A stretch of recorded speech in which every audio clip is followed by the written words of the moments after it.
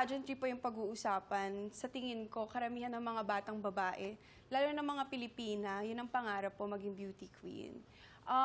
Sa totoo lang, when I was younger, yun ang gusto kong gawin.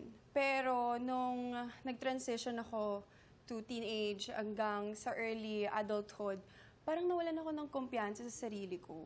So, Parang- isinantabi mo muna? Opo, pero ngayon, now that, yun nga, as with what I said, na I'm growing and I'm learning so much things, pwede, sa Bukas tingin ka? ko. Bukas po Ano ako, ang iyong reaksyon yes. pag sinasabi ng maraming tao na kamukha ka ni Pia Wurtzbach? Of course, I feel happy. Isa din siya sa mga naging inspiration ko talaga. Sobra ko siyang hinahangaan because of her perseverance, because nakikita ko yung drive niya.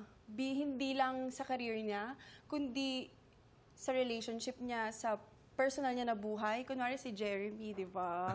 Parang lahat Si naman Mr. tayo gusto John natin C. magkaroon ng Jeremy na, Jeremy na partner. At dahil pinag-uusapan natin ang beauty contests, Okay po. nakatulong din ako kay Pia, lalo na sa Q&A.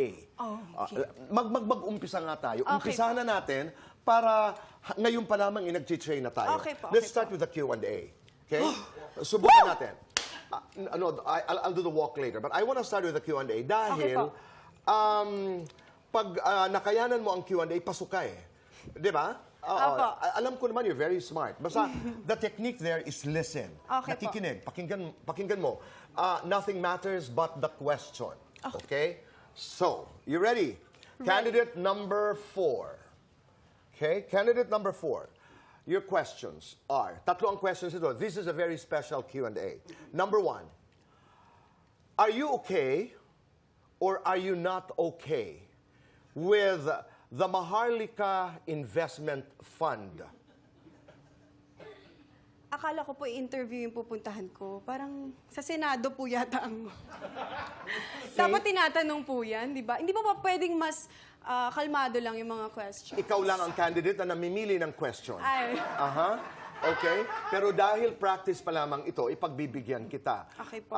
So, ang Maharlika Investment Fund ay, ika nga, lalaktawan muna natin. Opo. Salamat po. Let's go to the next question.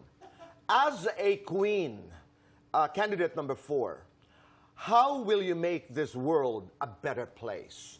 Be kind. Make your nanay and tatay proud. Hashtag, thank you! Mas maganda yun. Panalo yun. And the winner is, ngayon pa lang may winner na, no? Last question.